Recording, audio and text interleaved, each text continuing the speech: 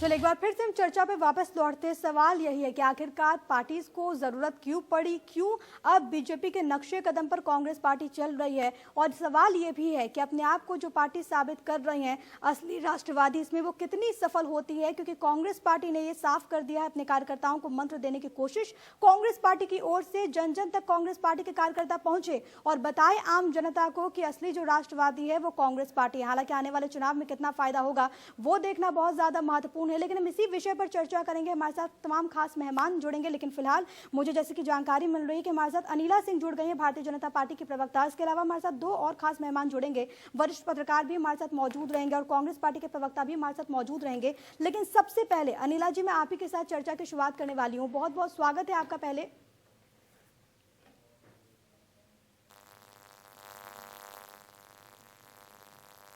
अनिला जी, आवाज मिल पा रही है आपको?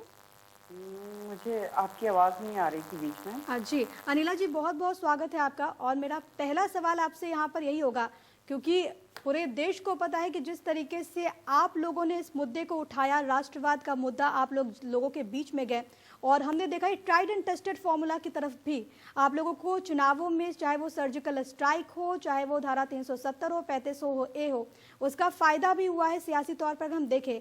लेकिन अब कांग्रेस पार्टी भी ये कह रही है कि हम लोगों को बताएंगे कि असली राष्ट्रवादी तो हम हैं। क्या प्रतिक्रिया रहेगी आपकी? देखिए, मुझे ये लगता है कि राष्ट्रवादिता जो है, नेशनलिज्म जो है, वो कोई चुनावी मुद्दा नहीं होता है। आपको अपनी माँ से अगर प्यार करना है तो आप उसको मुद्दा नहीं बनाते हैं, आप अपनी माँ से प्यार करते हैं। ये मानसिकता कांग्रेस की अपने आप में दिखाई देती है कि जब वो ये कहती है कि नहीं अब हम भी मुद्दा बनाएंगे। हम भी का क्या मतलब होता है भाई? हाँ, आपके तो प्रवक्ता और आपके लीडर्स तो बिल्कुल छाती पीट पीट कर कहते हैं कि देश की आज़ादी किसने दिलाई? कांग्रेस ने दिलाई। ऐसा लगता है बाकी जो भारतीय थे किसी भी रूप में, चाहे वो किसान के रूप में था, जवान के रूप में था, या कोई छोटा मोटा कारोबार कर रहा था, या कोई गृहिणी थी, क्या वो लोग क्या थे? वो देश की आज़ादी नहीं चाहते थे? किसने अपने तरीके से आहुति नहीं दी है देश की आज़ादी के लिए? पर हाँ, ये बात दूसरी है कि भाई आप जो हो, राष्ट्र जो है, राष्ट्र की जो भावना है जो कि सर्वोपरि होनी चाहिए, जो कि भारतीय जनता पार्टी में जो हमें सिखाया ही यही जाता है कि सबसे पहले राष्ट्र है, राष्ट्र सर्वोपरि है, आप अंत में हैं। परंतु कांग्रेस ने क्या किया? गुलामी किसकी की? एक परिवार की करी, और उस परिवार के लिए राष्ट्रवादिता जो है शायद वो प्रायोरिटी लिस्ट में नहीं थी।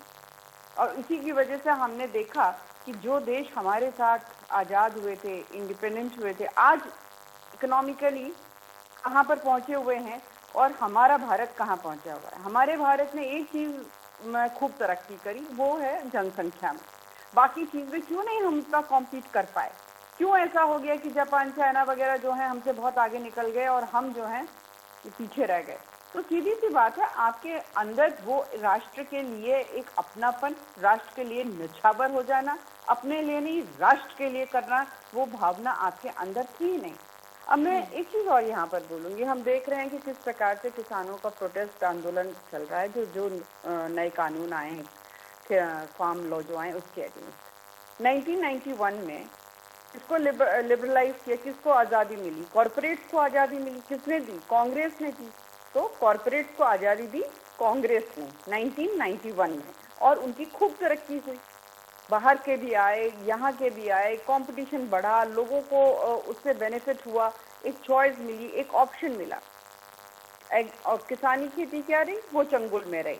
अब जाकर ऐसे प्रधानमंत्री आए हैं, वो किसी प्रकार के प्रेशर से दबाव में नहीं आ रहे हैं। उन्होंने कहा नहीं, अब मुझे ये जो आज़ादी देनी है, लिबरलाइज करना है, किसानों को करना है, एग्रीकल्चर का जो क्षेत्र है उसको करना है। हमें यहाँ पे भी इन्वेस्टमेंट चाहिए।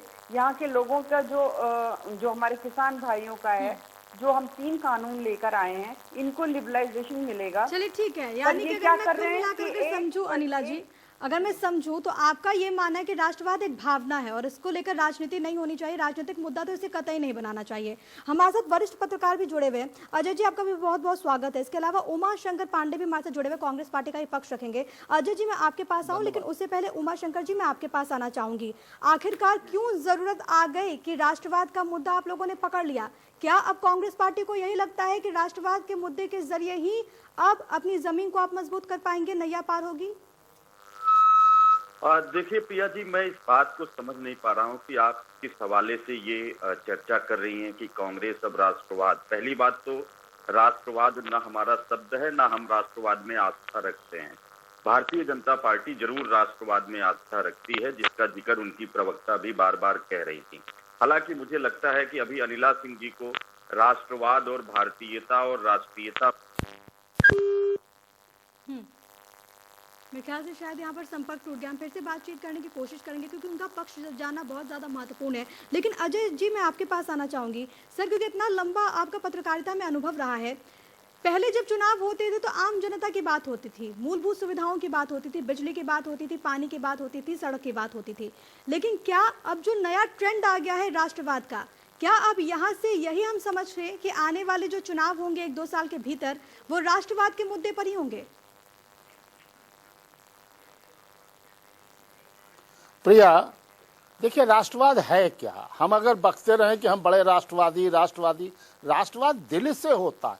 हम अपने देश को प्रेम करें, यही सबसे बड़ी बात होती। और कितने वाद हैं, चाहे वो पूंजीवाद हो, साम्यवाद हो, साम्राज्यवाद हो, भाई भतीजावाद हो, भ्रष्टाचारवाद हो, इन सब तमाम वादों के बीच अगर हम राष्ट्रवाद की बात करते हैं तो कहीं गलत नहीं है। लेकिन आप देखिए वो राष्ट्रवादी कहाँ हैं जिन्होंने इमरजेंसी लगाई थी?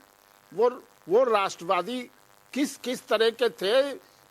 स्थितियां पैदा हो रही हैं। अब पहले चुनाव जो होते थे वो देश की प्रगति पर होते थे, रोटी कपड़ा मकान को लेकर के चुनाव होते थे। अब एक नया मुद्दा निकाल दिया कि अब हम राष्ट्रवाद पर करेंगे।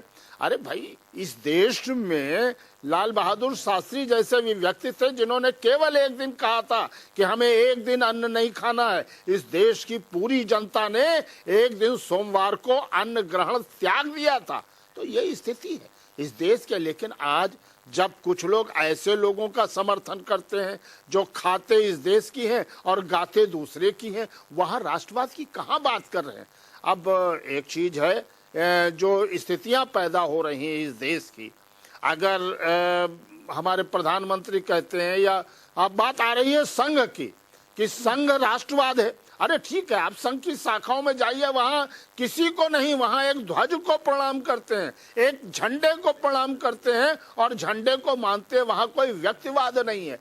लेकिन अब सबसे बड़ी चीज है कि अब धीरे धीरे लोग अपने को राष्ट्रवादी कहना चाह रहे हैं। राष्ट्रवाद कहने से नहीं होता है, राष्ट्रवाद अपने आप अपने मन के अंदर से होता है। लेकिन जो लोग देशद्रोहियों का समर्थन करते हैं, देशद्रोहियों की बात करते हैं और देशद्रोही संगठनों की बिल्कुल प्रेरणा देते हैं, वैसे लोग कभी भी राष्ट्रवाद की बात नहीं कर सकते हैं।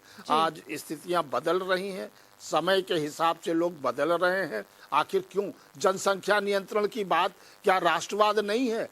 लेकिन अगर आप जनसंख्या नियंत्रण की बात करने लगेंगे तो लोग कहेंगे ये राष्ट्रद्रोही है।